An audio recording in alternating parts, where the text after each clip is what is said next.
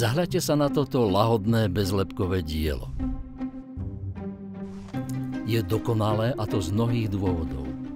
To najlepšie zo seba dal do tejto radosti plnej živín Fabrizio, úplne oddaný starostlivosti o svoje pole, rovnako ako všetci naši farmári, ktorí dôkladne dbajú na každú maličkosť, na každú kvapku vody i každé včelie zabzučanie. Je to dielo, ktoré sa zrodilo z tých najkrajších snov a najkrajšieho šepotu. Ty a ja spolu zmeníme svet.